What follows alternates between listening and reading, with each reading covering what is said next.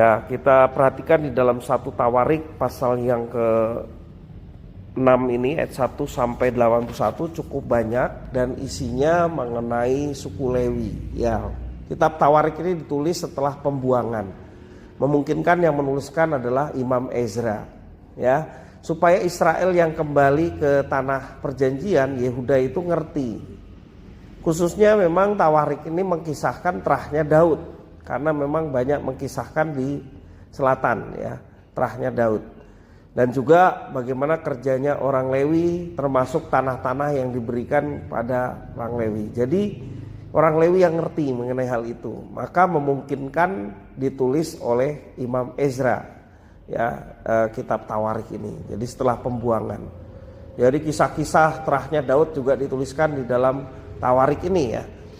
Dan kita berkatnya apa ya dari pembacaan tadi khususnya ya, isinya nama-nama semua dan juga tempat-tempat. Bapak Ibu Saudara, kita mengucap syukur kepada Tuhan oleh karena orang Israel begitu sedemikian detailnya memperhatikan termasuk juga terah dari orang Lewi dan juga raja. Memang dalam perjanjian lama yang diurapi adalah 3 orang yang dikhususkan oleh Tuhan, yakni raja, imam, dan nabi.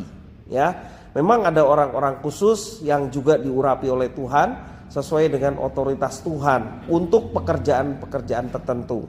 Seperti misalnya pekerjaan untuk pembangunan bait Allah, itu Tuhan sampai tukang-tukangnya itu diurapi ya, secara khusus karena mereka menggunakan kepandaiannya untuk membangun rumah Tuhan. Ya, kita bersyukur ya, Alkitab sedemikian detail menyampaikan hal itu ya, supaya kita juga yang membaca akhirnya bisa mengerti bahwa memang mereka orang Israel itu dipilih oleh Tuhan itu tidak main-main ya. Jadi mereka secara detailnya dipilih oleh Tuhan, bahkan orang-orang yang sudah dikhususkan untuk dapat melayani termasuk orang Lewi itu dikhususkan oleh Tuhan.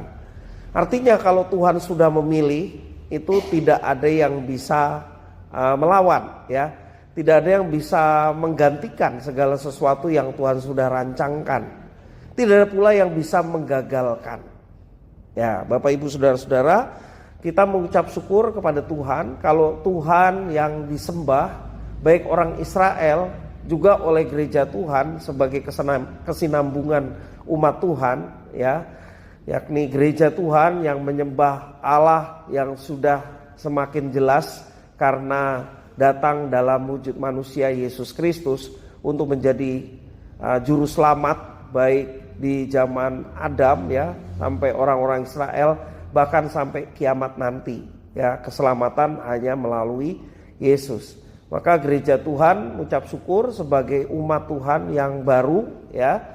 Setelah Pentakosta, besok minggu kita akan bersama-sama merayakannya, hari Pentakosta, di mana Tuhan memakai gerejanya untuk bisa menjadi salur berkat bagi dunia.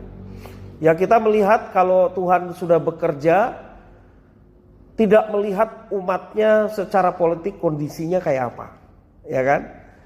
Kalau kita lihat peristiwa pembuangan, ada tokoh-tokoh yang juga ditulis dalam kitab suci supaya kita bisa melihat bahwa Tuhan pun bekerja di tengah pembuangan. Tuhan tidak mengalihkan pilihan kepada bangsa lain, tetapi betul-betul hanya kepada Israel. Ya, dalam pembuangan kisah Daniel ya. Kemudian kisah teman-teman Daniel, siapa? Azaria, Hanaya, dan Misael ya, atau bahasa Babilnya siapa? Sadrah, Mesak, Abednego. Kalau Daniel, Belsazar ya.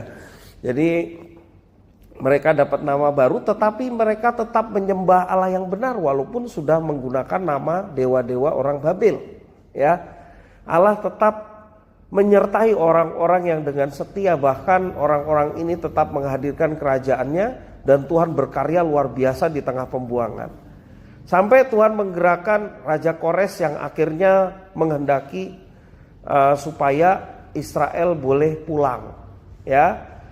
Boleh pulang sampai pada akhirnya dituliskanlah kitab Tawarik ini ya. Dan di dalam kitab Tawarik ini sungguh sangat memperkaya perjanjian lama, khususnya kitab Samuel yang banyak mengkisahkan raja-raja, dan juga kitab raja-raja tentunya ya, yang mengkisahkan raja-raja utara dan raja-raja selatan. Yang khusus Tawarik ini banyak di raja-raja selatan terahnya Daud ya. Jadi kita mengucap syukur ya, Tuhan tetap berkarya di tengah orang-orang Israel yang tidak memiliki kekuatan apa-apa. Ya, secara politik mereka adalah dalam kendali. Pada saat mereka kembali itu pemerintahnya bukan Babel lagi tapi Media Persia. Ya, mereka kembali diperkenan untuk balik, bahkan bisa diperbolehkan membangun lagi bait Allah ya oleh Imam Ezra. Sungguh luar biasa ya Tuhan berkarya. Maka kalau saat ini Tuhan percayakan tugas untuk menjadi saluran berkat dan menghadirkan kerajaannya di tengah dunia ini, Tuhan percayakan kepada gerejanya, maka dari peristiwa ini kita semakin diteguhkan. Tuhan tidak mempercayakan itu kepada yang lain, tapi Tuhan mempercayakan kepada gerejanya. Maka di mana gereja berada, sesungguhnya tempat itu boleh terberkati dengan keberadaan gereja. Maka dari itu Bapak Ibu Saudara-saudara, mari kita senantiasa menjaga hidup kita supaya kita hidup dalam ketaatan. Ya, seperti orang-orang Lewi ini ya, mereka hidup dalam ketaatan. Kalau zaman perjanjian lama ada yang bukan tupoksinya tapi melakukan tugasnya, mati ya. Contohnya seperti siapa? Uza dalam kitab Ulangan. Uza itu bukan tugasnya tapi menurut dia baik gitu, dia melakukan itu. Dia mau memegang tabut perjanjian yang terprosok karena lembu yang membawanya itu terprosok sehingga tabut itu mau jatuh. Sama Uza dipegang, bukan tupoksinya yang memang sudah ditentukan oleh Tuhan. Akhirnya Uza mati seketika. Ya, ini menunjukkan betapa Tuhan mengkhususkan tabut itu sebagai lambang kehadirannya pada waktu itu tentunya. Ya, sampai-sampai harus ada orang yang memang ditugaskan secara khusus untuk menjaga tabut itu, bukan orang sembarangan. Ya, nah kita mengucap syukur kalau saat ini tugas keimaman, tugas kenabian ya, itu ada pada gereja Tuhan.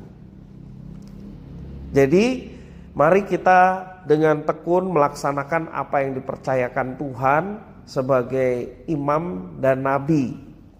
Fungsinya ya, fungsi nabi adalah menyampaikan firman Tuhan. Sekarang firman sudah lengkap dari kitab Kejadian sampai Wahyu. Kita memperkatakan firman itu sedang menyuarakan kenabian. Ya, kalau tugas imam membawa orang-orang bisa mengalami hadirat Tuhan, maka kita pun tugas imam adalah membawa orang-orang supaya mereka bisa mengenal Tuhan dan percaya kepada Tuhan. Ya, supaya orang-orang ini bisa mengalami perjumpaan dengan Tuhan seperti tugas imam. Nah, mari kita senantiasa melakukan tugas tanggung jawab yang dipercayakan kepada gereja Tuhan. Sekarang tidak ada lagi kiblat ya. Yerusalem sudah rata dengan tanah dan memang Tuhan Yesus sendiri sudah menubuatkan ya. Waktu dia bercakap dengan wanita Samaria, saatnya akan tiba kamu tidak lagi menyembah di Yerusalem dan di Bukit Gerizim orang Samaria, tapi kamu akan menyembah dalam roh dan kebenaran. Maka betul tidak ada lagi kiblat bagi orang percaya. Kiblatnya adalah langsung Tuhan. Bahkan Tuhan ada tinggal dalam hati kita. Ya, dikatakan tidak tahukah kamu bahwa tubuhmu adalah tempat kediaman Roh Kudus. Artinya Allah berkenan menjadikan tubuh kita ini sebagai baitnya. Mari kita senantiasa menjaga fungsi kita, baik fungsi keimaman, baik fungsi kenabian, bahkan dikatakan kita imamat rajani ya. Berarti kita anak-anak raja juga ya. yang diberikan satu kehormatan untuk menghadirkan kerajaan Tuhan di tengah dunia ini. Sehingga ketaatan kita itu boleh menjadi berkat. Dan percayalah, sesuatu yang kita lakukan untuk Tuhan tidak akan pernah menjadi sia-sia. Pasti akan mendatangkan berkat. Berkatnya bagi orang yang melaksanakannya, demikian juga orang-orang yang ada di sekitarnya. Itulah tugas kita. Mari kita mentaatinya dengan penuh sukacita. Tuhan Yesus memberkati.